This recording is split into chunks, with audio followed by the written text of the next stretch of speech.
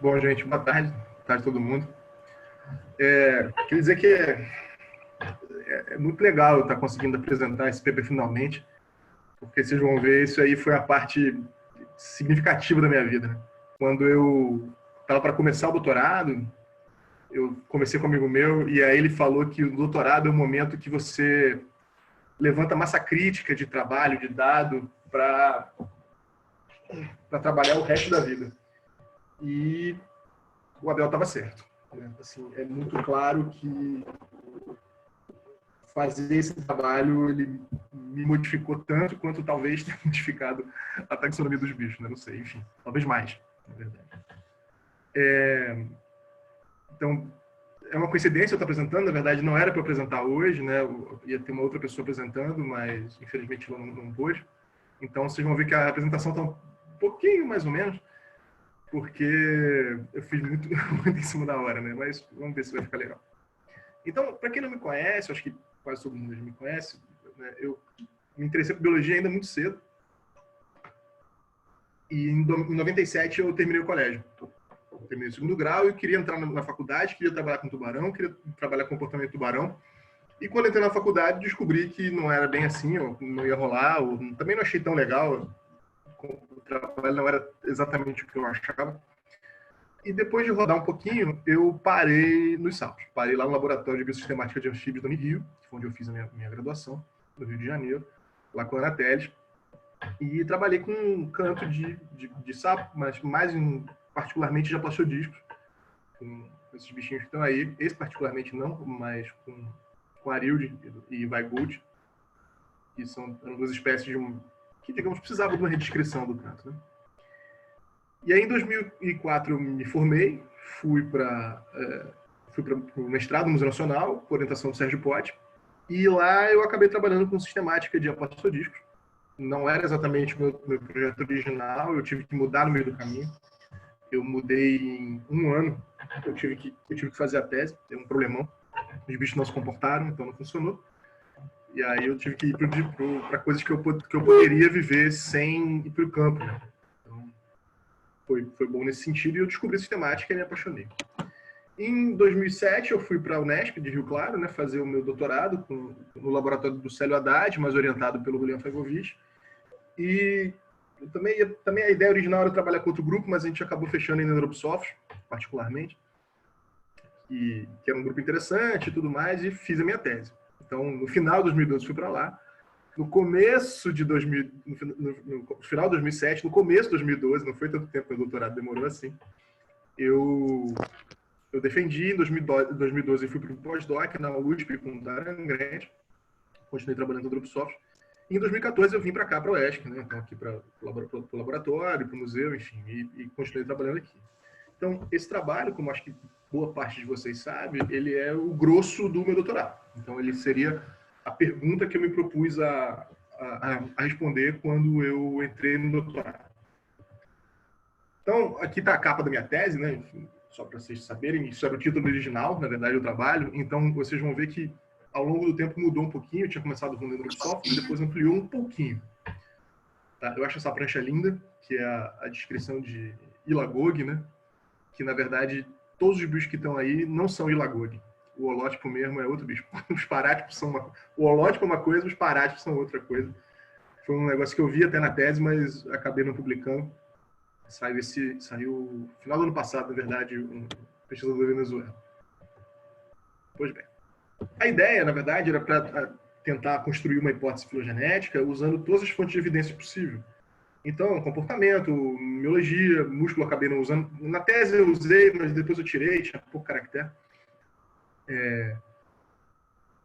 Morfologia larval, adulta, enfim, osso, tudo que eu pudesse botar a mão e DNA, né?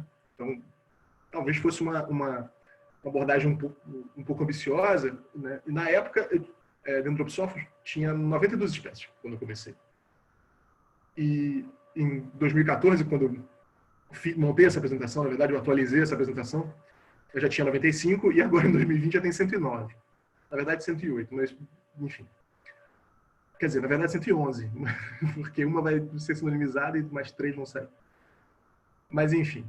É o segundo mais diverso de Lídio ou de Líneo, enfim, de qualquer subdivisão dessas que envolve esse clado, que só perde para Synax lato sensu, que teria 125 espécies. Se a gente for usar Synax como algumas pessoas estão usando, dividindo Synax em Olorigon e Julianos, aí talvez seria o grupo com a maior quantidade de espécies dentro dessa linhagem como um todo. Tudo bem, está longe de ser estimante, tem quase 600 de novo, mas enfim. E em 2005, o Julian ele revalida Andropsophis para essas 92 espécies na época e reconhece, continua trabalhando com uns grupos de espécies que eram reconhecidas antes. Então, você tinha esses 9 grupos com essa quantidade de espécies. Já mudou um pouquinho, eu nem atualizei agora, mas enfim, saiu mais espécies no grupo Leucophyllatus, saiu mais espécies no grupo Microcéfalo e saiu mais espécies no grupo Parvíceps. Os outros não foram tão mexidos, né? Mas, enfim, o grosso disso aí era mais ou menos o que ele encontrou na época, é mais ou menos o que estava posto na época do meu doutorado. Foi interessante que o Julian e os colaboradores lá em 2005, eles propuseram algumas sinapomorfias, né? Além, claro, das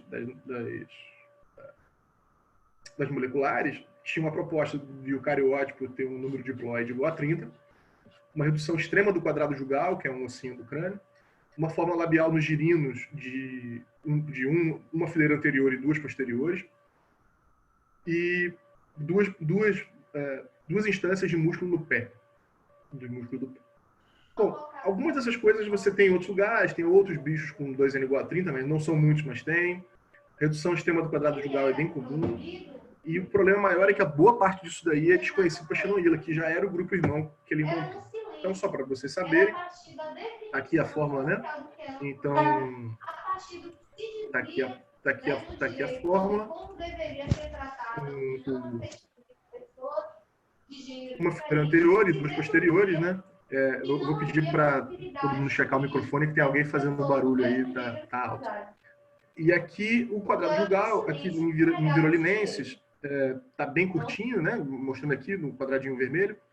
E aqui isso é um crânio de Litobate catesbeano, se não me engano, Rantoro. E aqui em verde um quadrado jugal que faz o contato entre o esquamosal, que é esse osso aqui, e a maxila. Então, os 9 grupos, aqui mais ou menos uma carinha, o que a gente tinha? A gente tinha um grupo colombianos, com 4 espécies, que tinha uma proposta de uma morfológica já na laringe. Mesma coisa o grupo garaguense, tem mais ou menos o mesmo tamanho, eram 3 ou 4 espécies. Também uma proposta de uma sinomorfia morfológica. O grupo labialis e o grupo mínimos não tinham proposta de sinomorfia morfológica, mas o grupo labialis são 3, 4 espécies que são muito parecidas mesmo. É difícil até de saber. Nossa, quem é quem. Caralho, tá longe pra cacete. E Fernanda Silva acabou de falar 3 palavrões que todo mundo viu. E, enfim, e o grupo mínimos não tinha nenhuma sinomorfia, mas também, ao mesmo tempo, era um grupo que já se desconfiava que não era monofilético, porque ele foi criado de uma assim, meio... são os bichos aqui de um lugar, já tinha uma desconfiança que não era monofilético. Eu acabei de ver que o Sérgio Pote está aí, estou bem feliz com o orientador de mestrado. Fico feliz dele estar aí. Espero que a Ana esteja também. Pois bem. Travou aqui, gente. Aqui. O outro grupo, que é um grupo muito carismático, era o grupo Leucophyllatus, que também tinha uma proposta de sinapomorfia, que é uma presença de uma glândula peitoral diferenciada. E ânceps é uma espécie que existia uma discussão se fazia parte ou não, porque parece que não teria essa glândula. Tem uma discussão sobre ter ou não ter, enfim. E o maior grupo, que tem 1/3 praticamente da densidade do grupo Microcéfalos, que era realmente muito grande, com um monte de bicho com descrições sumárias. E é o que a gente pensa quando a gente pensa em Andropsophis de maneira geral, que é assim, um bichinho pequenininho, amarelinho, muito comum, em geral muito comum. Até porque dos bichos, acho que tem 2 espécies que estão em alguma categoria de ameaça, sendo que uma é quase ameaçada ou vulnerável no máximo, e outra que é criticamente ameaçada, mas seguramente vai mudar porque é um problema de entendimento taxonômico. E dentro do grupo microcéfalo, a gente já tinha um reconhecimento de 2 clados, assim, 2 unidades evolutivas, que seriam o grupo Decipiens e o grupo Rubicundus. Isso porque na literatura antes de 2005, o grupo rubicúndulo já tinha sido reconhecido porque todas as suas espécies que são assim amarelas, esverdeadas em vida, quando os indivíduos são preservados, eles assumem essa cor violácea, que é pterorodina, eu acho, se não me engano, pigmento, que fica mais claro, fica mais evidente. E o grupo Decipiens, ele foi proposto até pelo Sérgio Botti, e que são microcéfalas, assim, pequenas, amarelinhas, com algumas diferenças, particularmente no girino. O girino é um pouquinho diferente, mas o modo reprodutivo seria diferente das outras microcéfalas de maneira geral, enquanto que nas microcéfalas, de maneira geral, a desova é feita dentro da água. No grupo Decipiens, esses bichos fazem uma desova terrestre, e depois o completo desenvolvimento na água. A gente tinha também o grupo Minutos, que tinha 4 ou 5 espécies também, e que você tem, basicamente, tem Dendropisopsis minutos, que é possivelmente o binômio mais comum em coleção de bicho da América do Sul, porque é uma espécie super comum e abundante, está distribuída na América do Sul inteiro, enfim. E que já tinha uma proposta também de sinapomorfia morfológica, né, uma linhazinha branca em cima da cloaca. E o grupo Parvíceps, que não tinha nenhuma sinapomorfia morfológica conhecida, mas era basicamente bicho pequeno, marronzinho, né, com desovas de formas variadas, enfim. E o grupo, para terminar, o grupo Marmoratos, que foi, digamos, o primeiro foco da minha tese na vida, que já são bichos um pouco maiores, são um pouco diferentes, são assim todos com esse aspecto mais liquenoso, que tinham já um monte de propostas de sinapomorfia morfológica, que é a membrana axilar, a pele debaixo do lábio, de verruga, enfim. Né? Tinha também uma proposta de que teria uma lâmina basal nos girinos, uma lâmina cartilaginosa, mas isso eu fui ver que depois tem muito bicho por aí. Mas enfim. Então o que acontece é que é o seguinte: até 2005 você teve um monte de trabalho com Dendropisopsis, mas todas as relações entre as espécies e os grupos eram meio de acordo com a composição da época, não era muito claro, nem sempre se usavam todos os grupos. Então, nos trabalhos do grupo Marmorata, o Bockerman comparava com as Parvíceps só, porque são bichos mais parecidos, enfim. Era razoável dentro do contexto de ILA, com sei lá quantas espécies naquele momento, né, até 2005. Né? Isso muda, sim, só com o trabalho do Julian e colaboradores em 2005, em que ele faz uma primeira proposta para Dendropisopsis como um todo. O que é legal nesse trabalho também é que finalmente a gente tem um posicionamento de Xenoila. Né? Xenoila como grupo irmão de Dendropisopsis, né? Não era uma coisa imaginada, já chega por quê. Esses relacionamentos são muito parecidos em outros trabalhos que vêm depois. Eu peguei um aqui para exemplificar, que é o do Vins, de 2010. Mas o importante é que as relações internas de Dendropisopsis, enfim, eram muito pouco suportadas. A gente tinha muito pouca certeza do que acontecia ali dentro. Né? Então, um entendimento mais, digamos, estrito dessas árvores como um todo seria uma grande politomia, ou seja, tem algumas pequenas coisas que eu sei que se relacionam, como um pedaço do grupo Parvíceps com o grupo Labialis com o grupo colombiano. O grupo Leucophyllatus também, o grosso dele era grande, a gente sabia mais ou menos que era relacionado, e o que era disponível para mínimos, para o grupo mínimo, se relacionava com o grupo microcéfalos. Bom, de 2005 a 2020, saíram quase 150 artigos com Dendropisopsis, na verdade, falta atualizar isso aqui, mas o Dendropisopsis como um todo, né? Mas isso descreve 16 novas espécies, sendo que você tem uma renomeação, né? Labialis virou molitor, só se rearrumou, com 2 revalidações, enfim, uma sinônima e meia, porque tem um trabalho em que, no resumo, propõe que tem 2 bichos que são sinônimos e depois, no corpo do texto, não. Então, não é bem claro se é ou não é. Teoricamente, não é, tá? Estou contando como vale. Pois bem. A coisa fica meio assim, até a gente trabalha o Duma em 2016, em que ele transforma Dendropisofine, como a gente conhecia, com Sinax, Xenorrinco, Xenoila e tudo mais, ele divide em várias subfamílias, depois volta para a tribo, enfim. Mas o importante é que Dendropisofine fica restrito a Xenoila mais Dendropisopsis, que é um dos poucos relacionamentos disso aí, tudo que a gente tem muita certeza. Né? Mas basicamente, a topologia interna é basicamente a mesma, né? Ou seja, pouca certeza, qualquer coisa aqui abaixo de 70 é nada, é pouco suportado. Então, embora a gente tenha aqui, por exemplo, aqui, de novo, as leucofilatas, né? Aqui as marmoratas. A gente tem alguns grupos de espécies tem já uma proposta razoável, mas o grosso, por exemplo, a Peromys tindeba está aqui com 19, isso aqui não é nada confiável. Pois bem.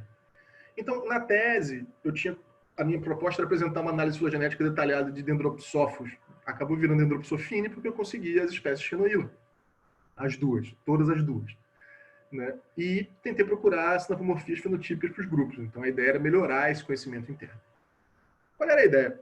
Isso aqui eu tirei da apresentação da tese, então é legal de ver como é que a coisa mudou ao longo do tempo. Né? Então, como eu disse, era usar a evidência total. E depois eu usei o POI. Usei o TNT para fazer análise preliminar, enfim. Mas usei o POI, que tem uma homologia dinâmica, para os caracteres... aplicando a homologia dinâmica para os caracteres moleculares, porque é uma homologia, são propostas melhores de homologia. Não vou entrar em detalhes, mas, digamos, isso foi muito pensado e discutido até a gente chegar até eu, os coautores e o William, o orientador, a gente decidir que ia ser assim mesmo. Como outgrupos, eu usei a tribo Dendropsophine de acordo com o Five Chatal 2005. Porque era o que eu tinha na época, e a verdade é que se eu não fizesse isso, eu ia ter que usar a Elide como um todo. Ou Eline, enfim, ia ter que usar uma diversidade muito maior e não fazia sentido. A gente já sabia que Xenoila e Dendropsophis eram irmãos, isso era mais ou menos conhecido. E a verdade é que essas espécies que a gente selecionou, em Xenorhynchus, Scartilla, que são bichos que são mais parecidos com Dendropsophis e Xenoila de maneira geral do que outros bichos, tipo Traxéfalos, por exemplo. Então, era um teste de homologia razoável, né? Então, tanto que de Dilophoeline a gente pegou Philodites, que não está nem perto de ser uma das linhagens das primeiras divergências assim dentro de Dilophoeline, mas é um bicho que tem alguns hábitos parecidos, tem tamanho parecido, tem algumas semelhanças e seria interessante para enraizar. Eu botei aqui Xenoila como outgroup porque, na verdade, isso tem a ver com a minha tese ainda, né? Que Xenoila era só meu outgroup. Pois bem.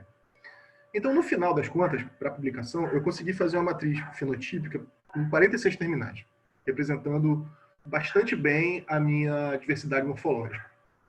Se você me perguntar, Vitor, você gostaria de incluir mais bichos nessa matriz morfológica? Sim. Quantos? Se possível, todos. Mas é porque isso, enfim, quanto mais dados, melhor. Né? Mais dados bons, melhor. Consegui incluir nesses 46, 34 Dendropsophis e uma das duas Xenoila. A minha matriz de evidência total, então, no final, ficou com 210 terminais. Vocês vão ver que na tese eu usei mais, mas é porque eu tirei muito terminal repetido, muito terminal da mesma espécie. Né? Então, tinha outras perguntas um pouco... Eu sequenciei um monte de bicho, acabei reduzindo algumas coisas, mas o que está publicado no artigo é o que, digamos, resolve a Dendropsophis como um todo. E botei 4 sequências de Xenoila, 2 de cada espécie. Eu consegui... das 108, 109 espécies designadas, eu consegui quase todas. Eu consegui 93, né? Se eu acertei a conta. Eu só não consegui 15. E essas 15 são porque ou elas foram descritas e as sequências foram disponibilizadas depois que eu terminei de levantar todas as minhas sequências, e aí eu já estava com a análise rodada e tudo mais, eu falei assim, não vale a pena, até porque não influenciariam, eram divisões de um bicho que eu já tinha. Então a gente considerou que não mudaram muita coisa, até fiz uns testes depois. Ou porque é bicho conhecido holótipo e não tinha dado. A única exceção é a Flebode, que é um bicho da América Central, que esse realmente a gente só não conseguiu. Então, no final dos resultados, eu tive 200 caracteres fenotípicos, né, 201. Vi uma tonelada de indivíduos, analisei um monte de genes, todos esses genes que estão aí. Na verdade, até sequenciei mais um que não está aí, eu acabei desistindo de usar. E no final acabei encontrando 5 árvores igualmente parcimoniosas com um pouco mais de 31 mil passos. Tirei um monte de caracteres de osso, um monte de caractere de coloração, um monte de caractere de um monte de coisa, mas aqui tem um caractere de músculo, mas ele está até em preto e branco porque eu não usei depois no final. Isso aqui ainda foi uma parte da tese, mas usei glândula, usei prega, usei tudo e usei víscera. Uma coisa muito legal porque praticamente não tem caractere de víscera na literatura. Eu fui encontrar alguma coisa para uns bichos, para uns eleuterodáctilos do Caribe. Assim. Mas tem pouquíssima coisa de víscera utilizada, a não ser, claro, algumas coisas de esfenorhíncos, de peritônio, umas coisas de centrolenídeo, mas de víscera com pigmentação, de preto, de melanina, ou de forma de... tem pouquíssimo, e forma de órgão, então, tem quase nada. Se é, eu acho que eu não encontrei nada. De girino eu tirei muita coisa. Tirei muita coisa.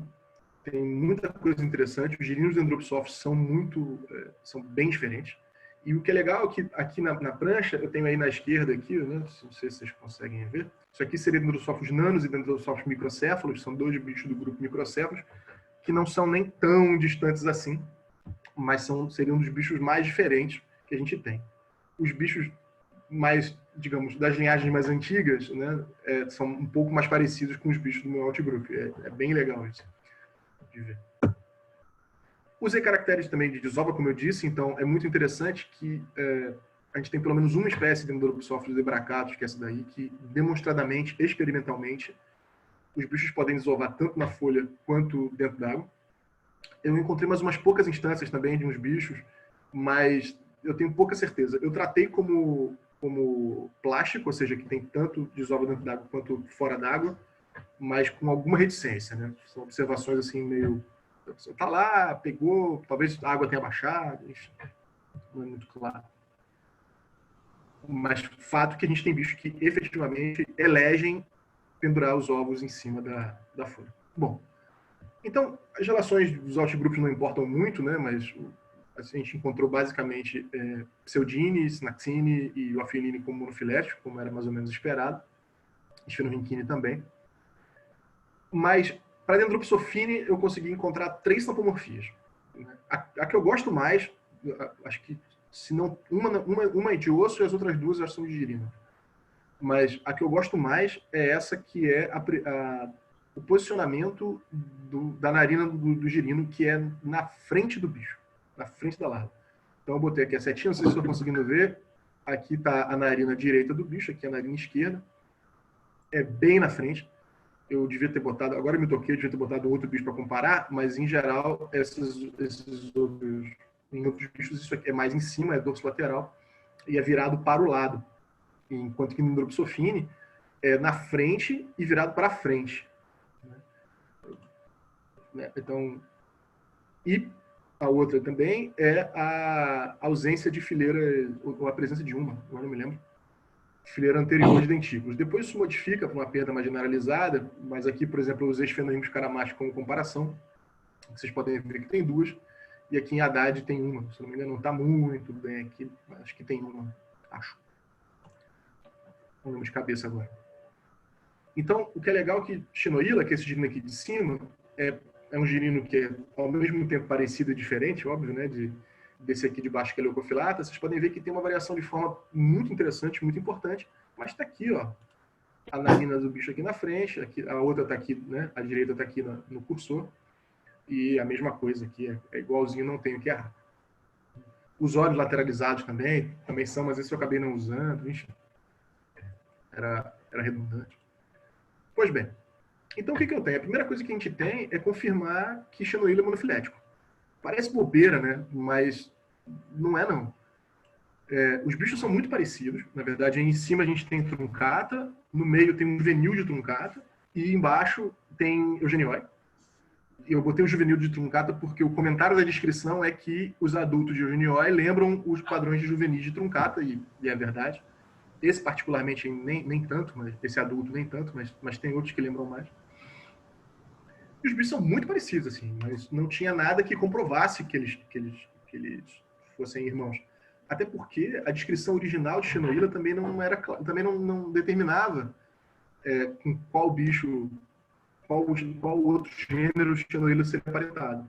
O Eugênio, quando descreve, tanto que ele dá o nome de Shinoila, de perereca esquisita, porque a cabeça lembra Sphenorhynchus, o corpo lembra Synax, cada coisa lembra uma coisa, mas ele não conseguiu chegar na definição, e a gente chega à conclusão que é irmão do Andropsophilus. Eu não encontrei nenhuma... É chamativo eu não ter encontrado nenhuma sinapomorfia morfológica para Shinoila. Todas as que foram propostas até então têm algum problema, mas a melhor delas talvez é que Shinoila truncata é o único bicho que a gente sabe que se alimenta, talvez um dos poucos bichos que a gente sabe que se alimenta de fruta. Tem registro de bicho de outros anfíbios comendo alga, algumas salamandras, de alguns outros anfíbios comendo matéria vegetal por eleição, né? Ou seja, querendo, de propósito.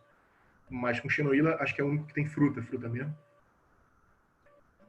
A gente sabe que tem na dieta de xenoíla truncata, tem fruto dessas 3 plantas, né, de Erythroscilum ovalifolium, de Maithaenus obtusifolia e de Anthurium rhizome.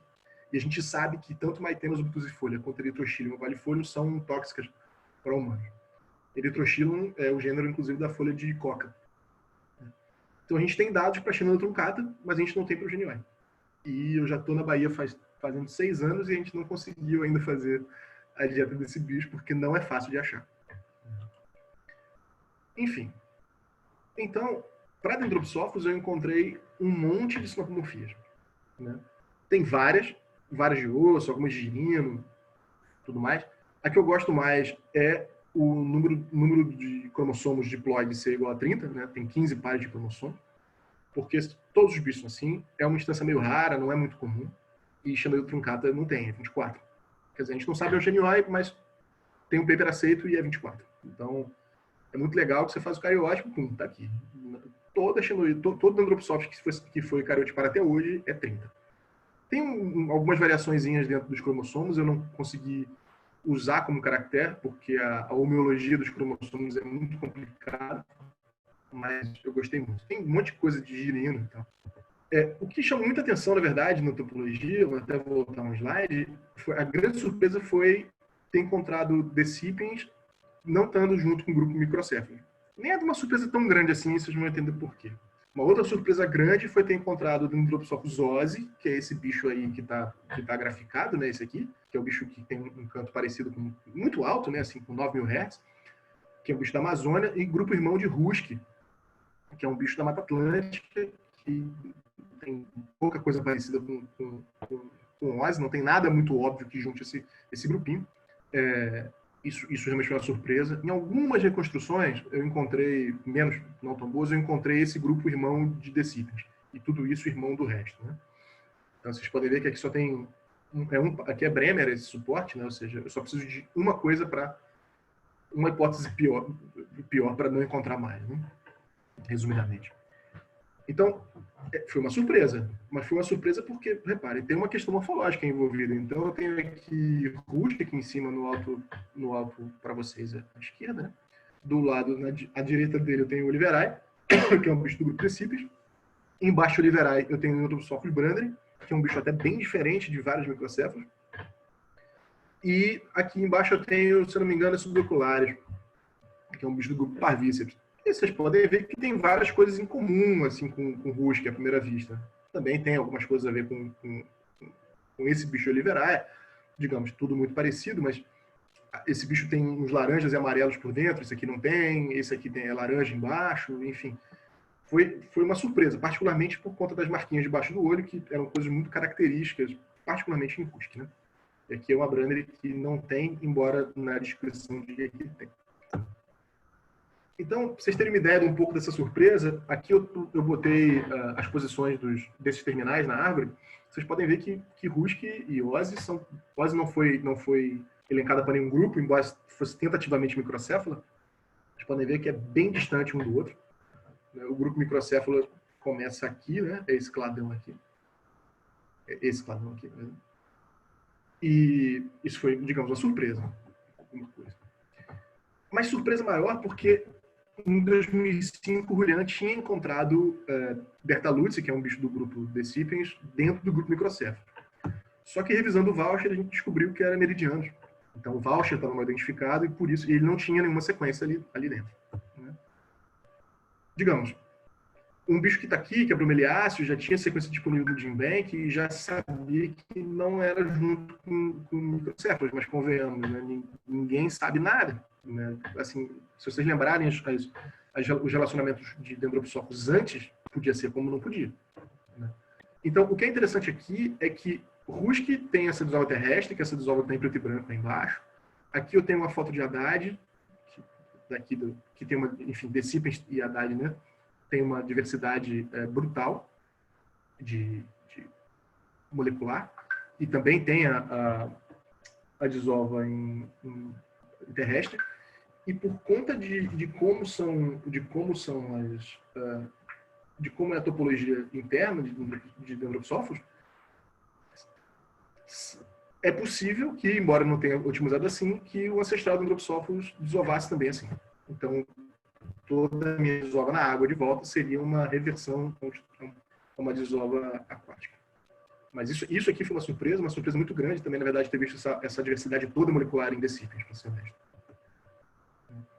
E como vocês podem ver, o que está em azul aí são os bichos que desovam terrestres, ou seja, pendurado na folha, e o que está em vermelho é que desova dentro d'água. O que está em cinza é que ou não tinha o dado, ou não sei, né, se for na pontinha, ou a otimização é dúbia, não dá para ter certeza. Então o que acontece é que aqui na base de Dendrophosphorus, aqui está o grupo Rusk, aqui está o grupo Decipes, e Xenoila a gente acha que desova dentro d'água, mas a verdade é que não tem nenhum registro confiável. Então, por conta disso, e porque Esfenorhynchus paulovini, se a Kátia está me ouvindo, eu vou chamar de Esfenorhynchus, não Gaboila, também desova dentro d'água, embora os outros esfenorhíncos não, isso aqui se torna uma otimização dúbia, que é um problema de otimização, não dá para ter certeza, mas existe uma possibilidade de que o ancestral de Dendrophosphorus desovasse fora d'água, mas independentemente disso, seriam pelo menos, no mínimo, uma, duas, três instâncias diferentes de surgimento disso daí, de desova fora d'água, fora os bichos que eu botei aqui, que estão aqui no grupo microcéfalos, que pode ser que tenha, talvez não. Uma coisa que é legal de ver é que os bichos que fazem desova terrestre, eles têm os ovos mais clarinhos, né? Ou totalmente brancos, isso aqui é Bockermani, se não me engano, ou do marrom mais clarinho. Enquanto que os bichos que desovam dentro d'água, isso aqui é Branneri, que, né, é um dos bichos que não se tem certeza, mas a princípio não. E aqui é Synax rank, tem bem mais melanina, os bichos são bem mais... o polo animal, particularmente, é bem mais preto. Enfim. Depois a gente tem alguns grupinhos que são muito legais, então, de novo, a gente encontra essa relação da Mata Atlântica com a Amazônia aqui com Microps e Gisleri, que são duas espécies do grupo Parvíceps, que estão aqui, são as únicas duas da Mata Atlântica. E são irmãos de Timbeba, que é um bicho do lado do Peru. Quer dizer, Peru. Ali Acre, Peru, ali, enfim, daquela Amazônia ocidental sul. Essa é uma relação muito, muito interessante, tem coisas escritas já sobre ela. Mas a gente tem 4 sinapomorfiazinhas aqui para o grupo, quase todas ligadas com alguma coisa de crânio, um padrãozinho de coloração, a presença de alguma coisa na pele.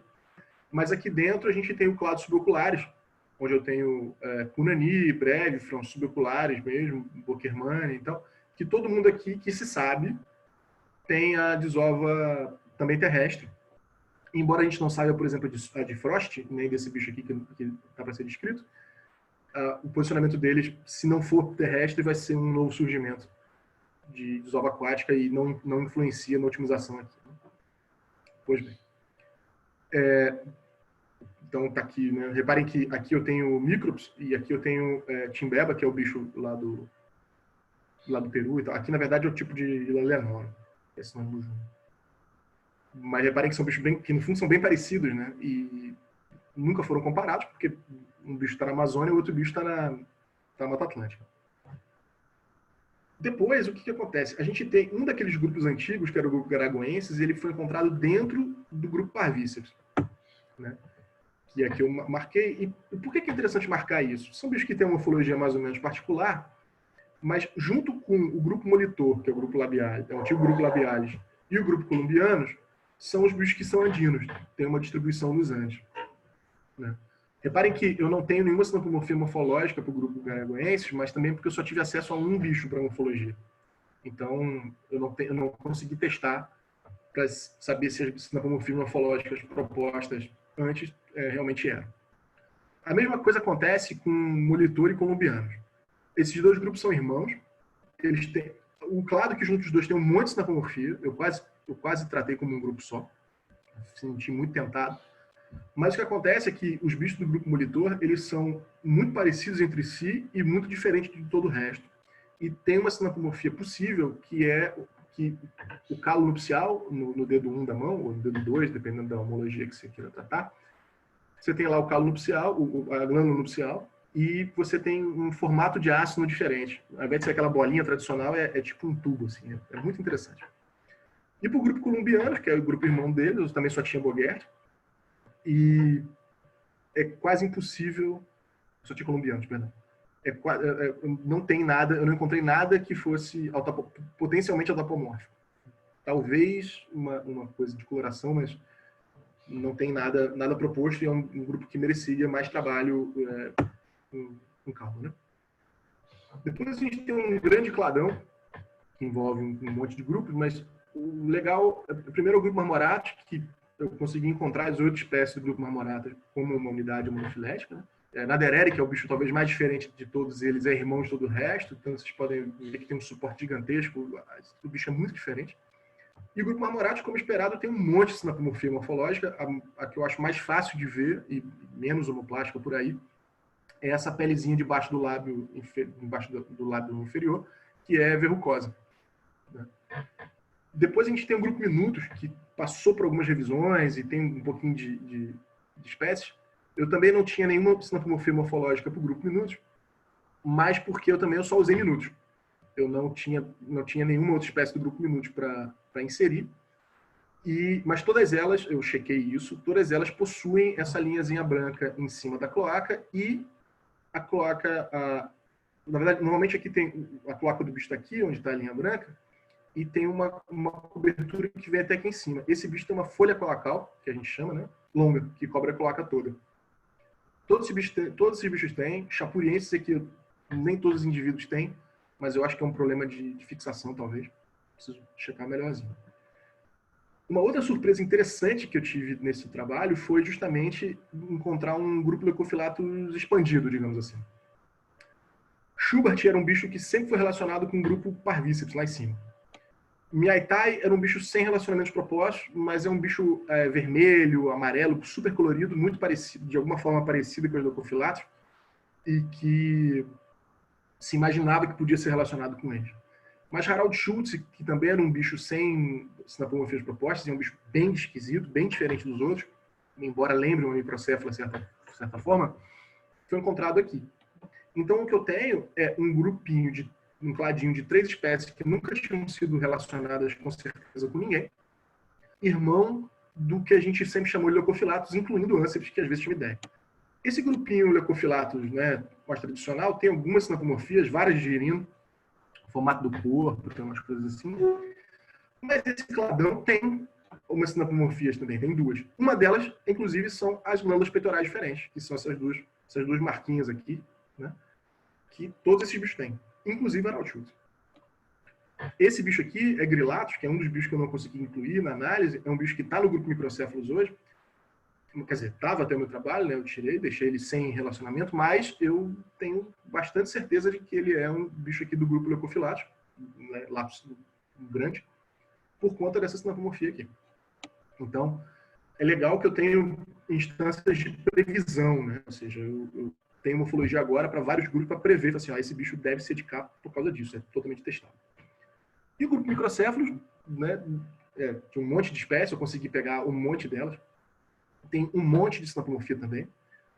E o que é interessante é que assim, a gente tem cladinhos de espécies que são realmente muito parecidas. Quando você olha Joanne e Leale, os bichos são muito parecidos mesmo. Bipuntatus studi, os bichos são muito parecidos mesmo. O grupo Nanos aqui que eu chamei, Cofé, Nanos, Alford, Reichle, chiaram um pouco menos.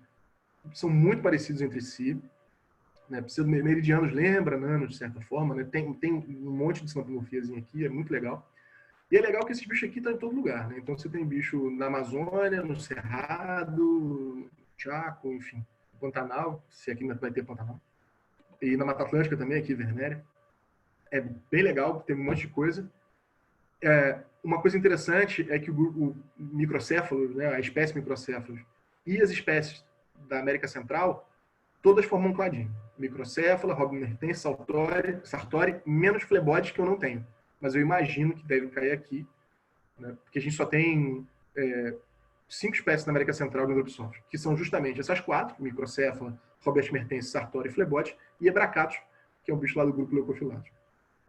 Mas fleboides é um bicho muito parecido e não seria nenhuma surpresa cair aí, ou cair aqui no grupo Nanos, talvez. E aí eu encontro mais dois grupinhos que são bem interessantes. O primeiro é o grupo rubicundo, né? Assim, reparem que o grupo microcéfalos, perdão, tem uma sinapomorfia legal que é ter perdido os dentículos posteriores, né? Então aqui isso aqui é o geringuleale. Os dentículos posteriores não tem nenhuma espécie do grupo microcéfalos, não tem nem nenhuma reversão que isso se resolve, né? Então aqui, como eu disse, a gente tem o grupo da América Central, né? Eu me adiantei, falei horror. Então aqui eu tenho microcéfalos e Robert Mertens, você vê que são bichos bem parecidos, assim. Então são da América Central. E os dois grupos que são muito legais também, que a gente tem, um é um clado que ninguém tinha encontrado antes, que é o clado Brandre, e outro é o grupo, o clado Rubicundo, que já era proposto com base na sintomorfia. Então, o clado Brandre é muito legal porque, reparem, são bichos que têm esse padrãozinho sempre. É um bicho, em geral, marronzinho por cima, com um amarelo nas coxas, mas o mais legal, nessa foto de baixo, de cruz, não dá para ver tão bem por causa da folha, mas o ventre é esverdeado. É um azul esverdeado. E foi muito legal porque, por exemplo, o tintinábulo é um bicho que eu não tinha sequências, mas eu pude colocar nesse clado, eu pude prever que estava nesse clado, porque a descrição original fala exatamente isso. Fala, o ventre é azul esverdeado. E aí não tinha que errar. Somado com um tamanho pequeno, enfim. E a gente confirmou essa transformação forte, né, clara, evidente, de um pigmento verde num pigmento rosa, quer dizer, é a mesma forma, né? Uma reflexão verde, uma reflexão rosa da pterorodina no grupo rubicundo. O que é interessante é que as subdivisões internas não eram monofiléticas.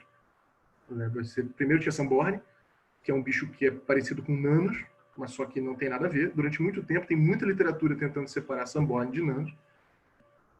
E os cantos são bem diferentes, mas os bichos, morfologicamente falando, são muito parecidos. Machos adultos é um pouco mais fácil, mas fêmea jovem, as fêmeas de Samborne parecem muito com, que são menores, parecem muito com fêmeas de mais jovens de nanos. Não é nada claro, tem uma literatura danada separando, mas o canto de Samborne é um canto muito parecido com os cantos de Rubicundo, que é, por sua vez, diferente do canto de microcéfalo. Aliás, canto é uma coisa que eu não usei, porque tem uma homologia difícil para danar, tem uma diversidade gigantesca, mas seguramente vai ter coisas muito legais aqui de canto. Uma coisa interessante é que nesse complexo aqui que eu reconheci, o Anataliase e o Araguaia, é porque eu tenho bichos que eram propostos de dois outros complexos de acordo com um padrão de colorido. Então eu teria um grupo, isso aqui é Eliane e Cachimbo, que não teriam listas, e o outro seria um bicho com listas, ou não teriam, ou teria uma lista única, né? Seriam bichos sem listas, ou com 3 listas, mas a gente tem uma mistura disso daí, não é bem claro. Né? Enfim, então reparem que eu tenho de um lado Eliane e Samborne, que é um bicho padrão rubicundo, digamos, todo mundo com essa carinha bem verde, tudo mais, e eu tenho aqui Samborne, que é um bicho amarelo, muito parecido com nanos. A mesma coisa, uma coisa muito parecida acontece aqui com o Rosenmani, que é um bicho recém-descrito da Bolívia, que era a Tritaniatus da Bolívia, mas não era. Tritaniatus mesmo, por exemplo, eu não tenho. Então, Rosemani é irmão de Cachimbo, que é a mesma coisa. Eu tenho um bicho sem nenhum desenho nas costas, irmão de um bicho com um padrão marrom, ao invés de um padrão verde que fica rosa no formol, e Samborne não fica rosa no formol, Rosemani fica bem pouquinho, mas é bem legal. Então, assim, tem muita coisa ainda para fazer. Eu consegui, acho que, arranhar a superfície. Tem um monte de bicho novo, tem um monte de sinonímia, tem muita coisa que eu queria saber. Então, tem muita coisa ainda para debater, para saber qual é a sintomorfia morfológica que eu consigo encontrar para o bicho e tal. As relações mais basais do grupo ainda estão um pouco suportadas. Eu tenho trabalhado nisso um pouco para ver se a gente consegue melhorar. Acho que com um pouco mais de morfologia a coisa melhora. Né? Mas já foi um trabalhão. Isso aí já me consumiu 13 anos da minha vida, né, quase. Então, mas não foi só da minha vida, né? Foi da vida de muita gente. Então, eu tenho que agradecer a muita gente, né? A minha família, tanto a família que eu nasci, a que eu vim, quanto a que eu escolhi, que são os amigos e as pessoas que me acompanham. Eu tenho a agradecer a vários dos meus coautores, que se não fossem eles eu não ia ter conseguido. Chegou uma hora que eu já não aguentava mais, né? Eu já olhava e não conseguia, foi bem difícil. Então, mas particularmente eu queria agradecer de vários coautores, eu queria agradecer particularmente ao Célio e ao Julian. O Célio por ter me recebido lá em Rio Claro, assim, demais. O Julian por, enfim, né, me deu ideia e me ajudou um monte. O Taran, né, aqui. O Taran, nossa, o Taran me ajudou demais. O Taran é um meu amigo de coração hoje em dia. Marilira Idem, ajudou um monte, com um monte de coisa. E aqui, em especial, assim, quem tem o Délio, que está aí representando todos os amigos que eu não pude colocar, né? O Délio, várias vezes a gente chorou um do outro ali. Também da Bianca, mas, enfim, de várias outras pessoas que eu não falei aqui. Se eu for falar todo mundo, eu saio daqui uma semana. E um especial para a Balinha, né, para a Carla Cassini, que é minha esposa, né, que ela junta tudo isso. Né? Ela é coautora da minha família, eu escolhi ela para ser minha família, ela me escolheu para ser da família dela, e a gente tem a família hoje junto. Né? Mas, em especial, eu queria agradecer para minha família como um todo. Né? Eu dediquei esse trabalho aos meus avós. Só não consegui uma foto do meu avô, né, do pai da minha mãe. Porque muito tempo longe, né?